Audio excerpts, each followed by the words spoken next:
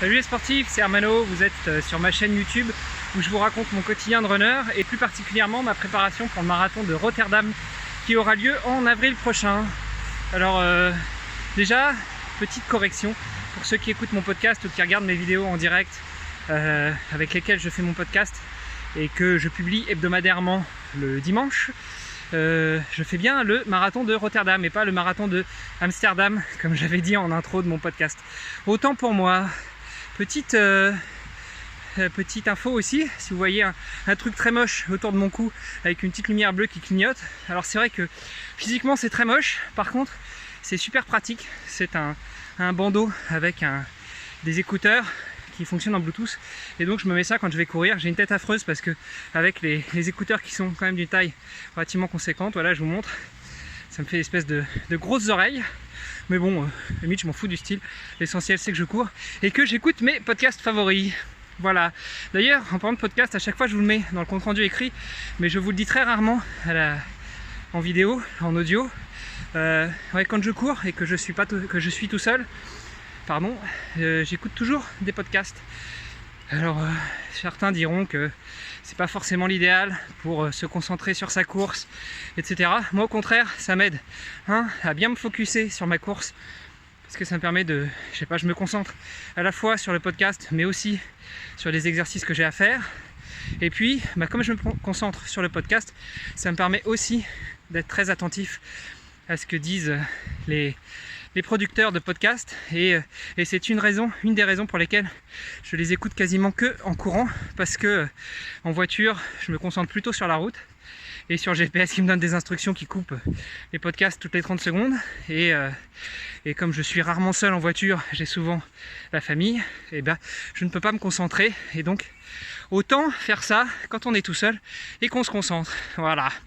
Bon, après cette longue intro de 2 minutes, je vous fais le petit compte rendu de la journée d'entraînement. Aujourd'hui c'était deuxième jour d'entraînement de la semaine. Au programme 10 km, 4 minutes 35 au kilo.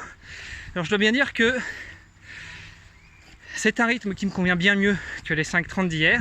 Sauf qu'avec cette fichue montre qu'est la Polar M400, je sais jamais à quelle allure je cours exactement. Et comme aujourd'hui je cours en soirée à la sortie du boulot et pas le long de la Moselle, j'ai pas mes repères avec les bornes semi-kilométriques et du coup je suis obligé de courir un peu au feeling et de me baser sur à peu près les infos que me donne la montre. Donc déjà il a fallu que je descende de la gare jusqu'à la vallée de l'Alzette, donc là je savais que j'étais pas dans le tempo vu que ça ne fait que de descendre, il y a des virages et puis je traverse la forêt donc c'est un peu casse-figure, donc là j'ai pas trop fait attention. Une fois que j'étais le long de l'Alzette, ma stratégie c'était de faire 1500-2000 mètres, regarder à peu près ce que disait la montre et repérer là où elle disait le plus grand nombre de fois que j'étais à 4,35, quelle était ma fréquence cardiaque. Donc j'ai repéré que j'étais à peu près à 4 minutes 35 au kilomètre en étant environ à 152, 153 de pulse. Donc plutôt que de me prendre la tête avec ma montre à regarder l'allure à chaque fois, alors que j'avais pas véritablement la sensation, l'impression de varier cette allure, je me suis fixé sur le cardio. Et donc j'ai essayé de faire une course, vu que c'était du plat, entre 150 et 155 pulses par minute, y compris avec le petit coup de cul qu'on a sur l'Alzette, qui est tout petit coup de cul quand même, tout petit, mais qui remet un coup au pulse. Voilà, ça s'est très bien passé. L'objectif de la séance, c'est du plat, c'est une allure fixe, et c'est simplement de travailler l'allure, travailler la régularité, et puis c'est tout. Alors évidemment on n'est pas en vitesse de course, mais d'un autre côté, que ce soit la vitesse ou la distance, quand vous préparez un marathon, vous courez souvent 42 km à l'entraînement.